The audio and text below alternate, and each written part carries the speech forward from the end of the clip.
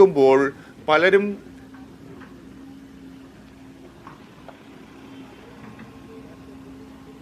Okay ആരെങ്കിലും വിഐപികൾ ആ വാഹനങ്ങളിൽ ഉണ്ടോ എന്ന് നോക്കുകയാണ് റിയാസ്.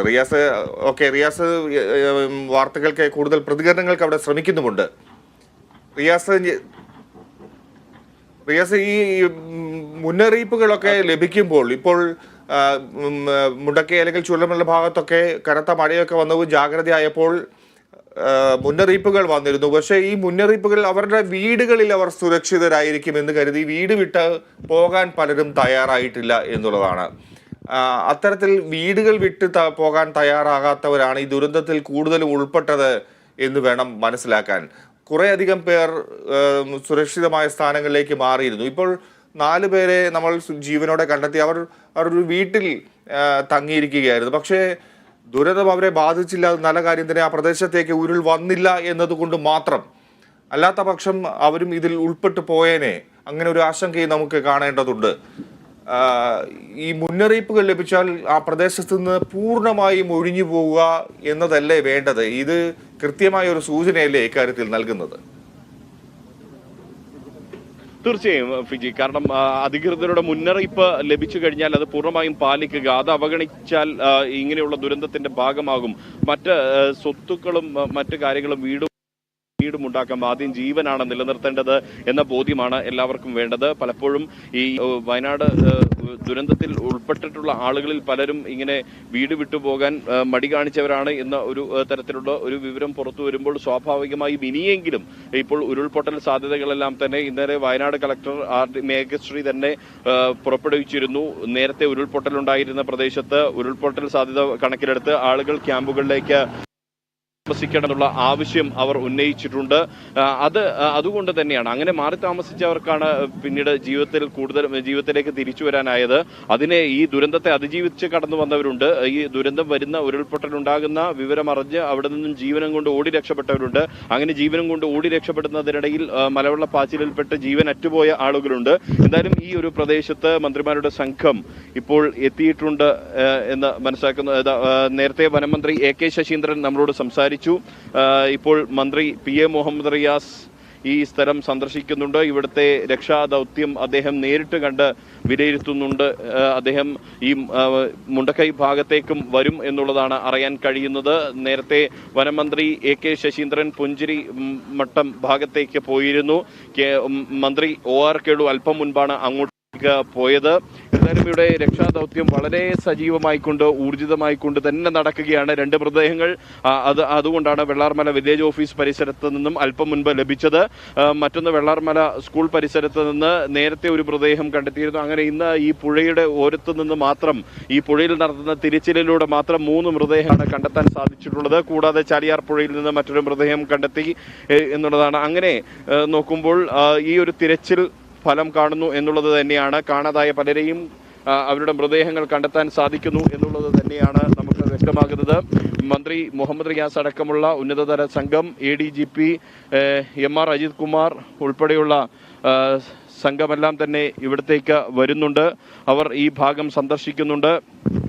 മന്ത്രി PA മുഹമ്മദ് റിയാസ് ഇവിടെ ഉള്ള ഈ പരിസരങ്ങളെല്ലാം തന്നെ സന്ദർശിച്ച് ഇവിടുത്തെ സ്ഥിതിഗതികൾ വിലയിരുത്തിക്കൊണ്ടിരിക്കുന്നു. അദ്ദേഹത്തോടൊപ്പം തന്നെ ADGP MR അജിത് കുമാർ അടക്കമുള്ള സംഘം, സൈന്യത്തിന്റെ ഉദ്യോഗസ്ഥർ, മറ്റ് ആളുകളെല്ലാം തന്നെ മന്ത്രിയോടൊപ്പം ഉണ്ട് എന്നുള്ളത് തന്നെയാണ്. മന്ത്രിയോട് തന്നെ കാര്യങ്ങൾ ചോദിക്കാം.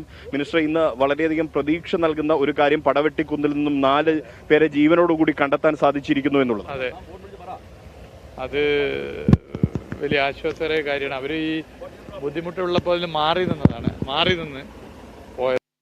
അതിൽ 2 സ്ത്രീകളുണ്ട്. ബാക്കി സുരക്ഷിതരാണ്. അവരെ മറ്റു കാര്യങ്ങളൊക്കെ സുരക്ഷിത. ഞാൻ ഇപ്പോൾ കൺട്രോൾ റൂമിൽ നിന്നാണ് വരുന്നത്. മറ്റു കുഴപ്പമൊന്നുമില്ല, ഒക്കെ സുരക്ഷിത. അവരെ നമ്മൾ മാറ്റി എന്നുള്ളതാണല്ലോ. അതെ, സുരക്ഷിതരായി മാറ്റിയിട്ടുണ്ട്. ഇനിയിപ്പോൾ വരുന്ന ദിവസങ്ങളിൽ കൂടുതൽ സജീവമായി തന്നെ ഈ ഒരു രക്ഷാദൗത്യം. ഇന്നലെ സന്ധ്യാസമയത്ത് ഞങ്ങൾ മന്ത്രിമാരും വിവിധ വകുപ്പുകളുടെ ഹയർ ഒഫീഷ്യൽസ് ഇരുന്നിരുന്നു. വിവിധ ഫോഴ്സസും ഉണ്ടായിരുന്നു. അപ്പോൾ അതിൽ 6 സോണായി തിരിക്കാനും 40 അംഗ ടീം ചിലയിടങ്ങളിൽ കൂടുതൽ ഫോക്കസ് ചെയ്യേണ്ടടുത്ത് അങ്ങനെ ഫോക്കസ് ചെയ്യാനും തീരുമാനിച്ചു. അത് നല്ല നിലയിൽ ഇപ്പം നടക്കുന്നുണ്ട്. 2 ബോഡി ഇപ്പോൾ കിട്ടി. ചാലിയാർ പുഴയിൽ 40 കിലോമീറ്ററാണ്, 8 പോലീസ് സ്റ്റേഷനുണ്ട്. അപ്പോൾ ഓരോ പോലീസ് സ്റ്റേഷനിലും ചുമതലയുള്ള ഹയർ പോലീസ് ഒഫീഷ്യൽ നേതൃത്വത്തിൽ ജനങ്ങളടങ്ങിയൊരു ടീം അതിൻ്റെ മറ്റ് രക്ഷാപ്രവർത്തനവും മറ്റു കാര്യങ്ങൾ കോർഡിനേറ്റ് ചെയ്യുന്നത് അതും നടക്കുന്നുണ്ട്. അപ്പം ഇന്നലെ നിശ്ചയിച്ചതുപോലെ കാര്യങ്ങൾ ഇപ്പോൾ നടന്നു വരുന്നുണ്ട്. ഇപ്പോൾ ഈ പരിക്കേറ്റവരുൾപ്പെടെയുള്ള ഈ കണ്ടെത്തിയവരെ ഇനി ഈ വയനാട് ജില്ലയിലെ ദുരിതാശ്വാസ ക്യാമ്പുകളിലേക്ക് തന്നെയാണോ മറ്റെവിടെയെങ്കിലും അവരെ മാറ്റാനുള്ള തീരുമാനം ചർച്ച ചെയ്യുന്നുണ്ട്. ചർച്ച ചെയ്ത് അവരെ ആരോഗ്യസ്ഥിതി കൂടി നോക്കിയിട്ടാണ് ബാക്കി കാര്യം. ഇപ്പോൾ അവർക്ക് ചികിത്സ നൽകുന്നതിനാണ് പ്രാഥമികം. തീർച്ചയായിട്ടും അതാണല്ലോ ആദ്യം ചെയ്യേണ്ടത്. അത് ചെയ്ത് മറ്റു കാര്യങ്ങൾ നമുക്ക് അതിനനുസരിച്ച് ചെയ്യാം. മന്ത്രി പറയുന്നത് ഈ 4 പേരെ ജീവനോടെ കിട്ടിയത് പ്രതീക്ഷ പകരുന്നുണ്ട് എന്നുള്ളതാണ്. എന്തായാലും അവരുടെ ചികിത്സയ്ക്കാണ് ഇപ്പോൾ പ്രഥമ പരിഗണന നൽകുന്നത്. മന്ത്രി PM മുഹമ്മദ് റിയാസ് ഇവിടെയുള്ള രക്ഷാപ്രവർത്തനങ്ങൾ എല്ലാം തന്നെ നേരിട്ട് കണ്ട് വിലയിരുത്താനാണ് അദ്ദേഹം എത്തിയത്. അദ്ദേഹത്തോടൊപ്പം തന്നെ ADGP ഇവിടെ ഇതിന്റെ ചുമതലയുള്ള ADGP MR അജിത് കുമാർ ഉണ്ടായിരുന്നു. ഒപ്പം K Sethuraman IG ഉത്തരമേഖല IG K Sethuraman ഉണ്ടായിരുന്നു. മറ്റു ഉദ്യോഗസ്ഥരെല്ലാം തന്നെയുണ്ട്, സൈന്യത്തിന്റെ ഉദ്യോഗസ്ഥരുണ്ട്. അവരെല്ലാം തന്നെ മന്ത്രിക്ക് കാര്യങ്ങൾ വിശദമാക്കി കൊടുക്കുന്നുണ്ട്. ഇവിടുത്തെ രക്ഷാപ്രവർത്തനങ്ങളെ കുറിച്ചുള്ള കാര്യങ്ങൾ. അദ്ദേഹം പറഞ്ഞ മറ്റൊരു കാര്യം എന്ന് പറയുന്നത് ഇന്ന് 2 മൃതദേഹങ്ങൾ അല്പം മുൻപ് നമ്മൾ അത് കൊടുത്തതാണ്. അല്പം മുൻപ് മൃതദേഹങ്ങൾ കണ്ടെത്തിയ കാര്യം അദ്ദേഹം വ്യക്തമാക്കി.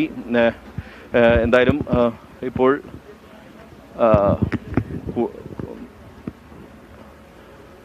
മന്ത്രി ഈ രക്ഷാദൗത്യം കാണുകയാണ്, രക്ഷാദൗത്യം വിലയിരുത്തുകയാണ് മന്ത്രി. ഇവിടെ സജീവമായി തന്നെ രക്ഷാദൗത്യം തുടരുന്നു. അതിന്റെ ഭാഗമായി കൂടിയാണ് ഈ വെള്ളാർമല വില്ലേജ് ഓഫീസ് പരിസരത്ത് നിന്ന് അല്പം മുൻപ് 2 മൃതദേഹങ്ങൾ കണ്ടെത്തിയത്. അത് വനമന്ത്രി AK ശശീന്ദ്രനും കടന്നു പോവുകയാണ്. അദ്ദേഹം നേരത്തെ പുഞ്ചിരി മട്ടം വനമേഖല സന്ദർശിച്ച ശേഷമാണ് വനമന്ത്രി AK ശശീന്ദ്രൻ വനംവകുപ്പിന്റെ വാഹനത്തിൽ തിരിച്ചു പോകുന്നത്. മന്ത്രിമാരുടെ സംഘം ഇന്ന് ബെയിലി പാലം കടന്ന് മുണ്ടക്കൈ ഭാഗത്തേക്ക് പുഞ്ചിരിമട്ടം ഭാഗത്ത് ഉൾപ്പെടെ എത്തിയിരിക്കുന്നു എന്നുള്ള ഒരു കാഴ്ചയാണ് നമുക്ക് കാണാൻ സാധിക്കുന്നത്. മന്ത്രിമാരായ OR കേളു ഇപ്പോൾ അല്പം മുൻപ് ആ ഭാഗത്തേക്ക് പോയിട്ടുണ്ട്. മന്ത്രിസഭാ ഉപസമിതി വയനാട്ടിൽ ക്യാമ്പ് ചെയ്യുന്നു. അവർ ഈ ദുരന്ത മുഖത്ത് തന്നെ എത്തി രക്ഷാപ്രവർത്തനങ്ങൾ ഏകോപിപ്പിക്കുന്ന ഒരു കാഴ്ച കൂടി നമുക്ക് കാണാൻ സാധിക്കുന്നുണ്ട്. രക്ഷാദൗത്യം വളരെ ഊർജ്ജസ്വലമായാണ്. ഇവിടെ നമ്മുടെ ഉദ്യോഗസ്ഥരെല്ലാം തന്നെ വളരെ സജീവമായിക്കൊണ്ട് നമ്മുടെ സന്നദ്ധ പ്രവർത്തകർ, രക്ഷാപ്രവർത്തകരെല്ലാം തന്നെ സജീവമായിക്കൊണ്ട് ഇടപെടുന്ന ഒരു കാഴ്ചയാണ് നമുക്ക് ഈ പുഴയിലേക്ക് നീങ്ങിക്കഴിഞ്ഞാൽ നമുക്ക് കാണാൻ സാധിക്കുന്നത്. ഈ ഒരു വഴി എന്ന് പറയുന്നത് നേരത്തെ ഇവിടെ വഴി ഉണ്ടായിരുന്നില്ല. ഇതിപ്പോൾ രക്ഷാപ്രവർത്തനത്തിന്റെ ഭാഗമായി രൂപപ്പെടുത്തിയെടുത്ത വഴിയാണ്. ഈ JCBക്കും ഹിറ്റാച്ചിക്കും കടന്നു പോകാനുള്ള ഒരു വഴി. ആദ്യം തന്നെ ഈ ഹിറ്റാച്ചി വന്ന് ഇതുവഴി ഒരു വഴി രൂപപ്പെടുത്തിയെടുത്തു. പിന്നീടാണ് ഇവിടെ മണ്ണിൽ തിരച്ചിൽ നടത്തുന്ന ഒരു സാഹചര്യം ഉണ്ടായിട്ടുള്ളത്. നമുക്കറിയാം ഇതുവഴി ഈ പുഴയുടെ കൈവഴികൾ ഇതുവഴി ഒഴുകി വരുന്നുണ്ട്. ഇവിടെ പാറക്കെട്ടുകൾ നമുക്ക് സാധിക്കുന്നുണ്ട്. ഇവിടെ ഇപ്പോൾ വലിയൊരു ദൗത്യം നടക്കുന്നു. ഈ പാറക്കെട്ടിനപ്പുറത്തേക്ക് നമുക്ക് കടന്നുപോയാൽ കാണാൻ സാധിക്കുന്നത് വലിയ ദൗത്യം നടക്കുന്നു എന്നൊരു കാഴ്ച തന്നെയാണ്. നമ്മുടെ ക്യാമറ ഇങ്ങോട്ടേക്ക് വരാൻ സാധിക്കുമെന്നുള്ളത് വളരെ ദുർഘടമായൊരു പാതയാണ് ഫിജി ഇത്. കാരണം ഈ ദുർഘടമായ വഴിയാണ്. കാരണം പുഴ തന്നെയാണ്, പുഴ ഉണ്ടായിരുന്ന ഇടമാണ്.